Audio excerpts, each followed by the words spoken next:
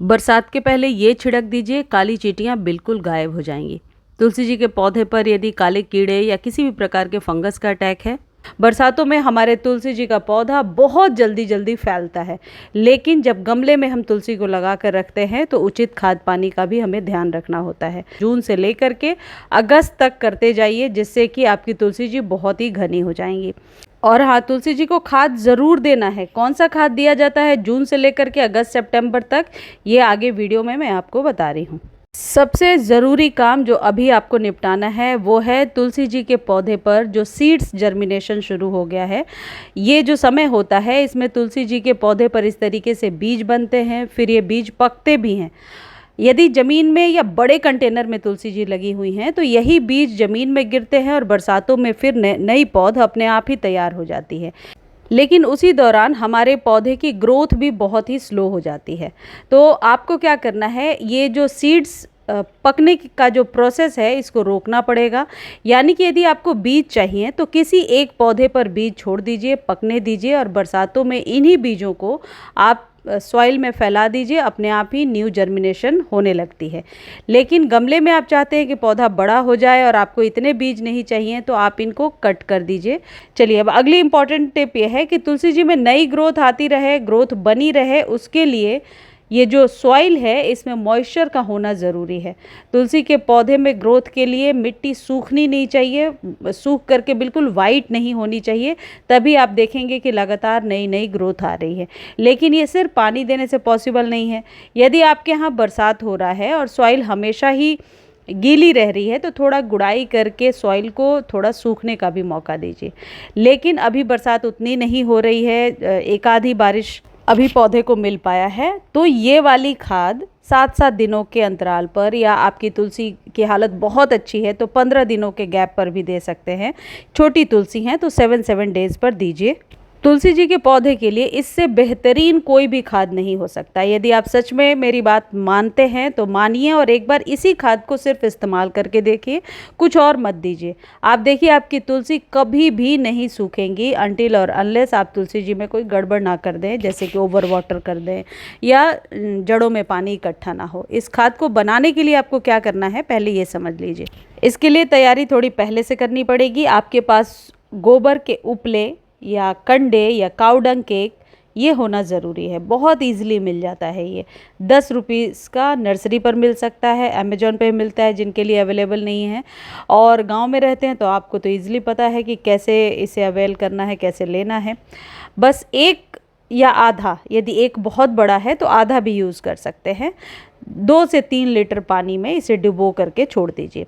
आपको पता है ये एक माइक्रो न्यूट्रिएंट की तरह काम करता है और इसमें 1 मुट्ठी के करीब आप डाल दीजिए एप्सम सॉल्ट। यदि आप चम्मच से डालते हैं तो 2 चम्मच यूज़ करना है और इसको कम से कम आपको 48 आवर्स के लिए ऐसे ही छोड़ देना है। उसके बाद नेक्स्ट डे आपको क्या करना है, नेक्स्ट टू नेक्स्ट डे, जैसे ये 1.5 लीटर का बॉटल है, इसमें आधा पानी ले लिया, आधा ये मिक्सचर ले लिया। थोड़े बहुत कण इस तरीके से छोटे बहुत पीसेज ऑफ काउडंग यदि इसमें चला जाता है तो कोई दिक्कत नहीं है। उसके लिए ये मिट्टी में जा कर के मिट्टी की संरचना को ठीक ही करता है। और ये अच्छे से डाल दीजिए, इतना डालिए जितने में कि ये बिल्कुल पोर हो जाए, जड़ों तक चला जाए। अब 2-3 सावधानियां यहाँ पर हैं जो आपको मालूम ही है कि मिट्टी शुड बी ड्राई, मतलब खाद देने के पहले मिट्टी का ड्राई होना ज़रूरी है। ड्राई एकदम ना भी हो तो मॉइस्चर लिए हुए हो, ध्यान रखें। अब जिनकी इस तरीके की शिकायत है कि पौधा बढ़ ही नहीं रहा है और पत्तियां पीली होकर के गिर रही हैं, आप इसका इस्तेमाल करके देखिए। मैं 100% गारंटी से कह रही हूँ कि आपका पौधा बहुत जल्द हरा भरा हो जाएगा। आप सेम मिक्सचर को जो ढक के मैंने रख दिया, 7 डेज़ के बाद फिर से ऐसे ही पानी मिक्स करके मैं इस्तेमाल करूँगी। तो जैसा मैंने शुरू में बताया, छोटा पौधा है तो 7 डेज़ पर कर लीजिए, अदरवाइज़ 15 डेज़ पर कर सकते हैं पौधा यदि बहुत ही घना है। ये जो काउडंग केक और ये मैग्नीशियम सल्फेट का जो मिक्सचर है, यानी कि एप्सम सॉल्ट का, ये आपके पौधे को लंबा घना करने में हेल्प करेगा। चलिए, अब मैं आपको बताती हूँ कि बरसातों के पहले अपने तुलसी जी को सुरक्षित कैसे करना है। आपको चाहिए राख। राख आप अगरबत्ती वाली ले सकते हैं, घर में धूप बत्ती जलाते हैं वो वाली राख ले सकते हैं, ईजिली मिल जाता है। या थोड़ी सी लकड़ियों को जला करके भी राख आप ले सकते हैं। उसमें थोड़ा सा हल्दी मिला लीजिए और इस तरीके से तुलसी जी के पत्तों पर अच्छे से शाम के समय छिड़क दीजिए। पत्तों पर छिड़कने से पहले एक चीज़ करेंगे, एक बार पानी का स्प्रे कर देंगे तो पत्तों पर राख अच्छे से चिपक जाएगा। इससे निश्चित तौर पर आपके तुलसी जी के पत्तों पर, जिन्हें आप देख भी नहीं पा रहे हैं पीछे की तरफ, जो भी कीड़े वगैरह चिपक जाते हैं वो धीरे धीरे चले जाते हैं। यदि पौधा ज़्यादा ख़राब हो रहा है तो 4-5 दिनों के बाद रिपीट कर लीजिए, अदरवाइज़ बरसातों के पहले एक बार कर लीजिए, फिर जब बारिश का पानी रुक जाए तब एक बार कर लीजिए, 30-35 दिनों पर रिपीट कर लीजिए। राख के इस्तेमाल से जो काले कीड़े होते हैं वो निश्चित तौर पर गायब हो जाते हैं। और ये जो राख है ये डालने के बाद पानी नहीं डालना है आपको। देखिए इस तरीके से जो चिपके हुए कीड़े हैं वो अपने आप ही चले जाते हैं। शाम के समय छिड़क दीजिए, सुबह तक ऐसे ही रहने दीजिए। राख में हल्दी मिला करके जब हम तुलसी जी के पौधे पर छिड़क देते हैं तो आपके पौधे की, आप कह सकते हैं कि बचाव भी हो जाता है और कोई हार्श केमिकल भी नहीं है जिससे कि पौधा खराब होए। बचे हुए राख को आप सॉइल में ही मिला सकते हैं।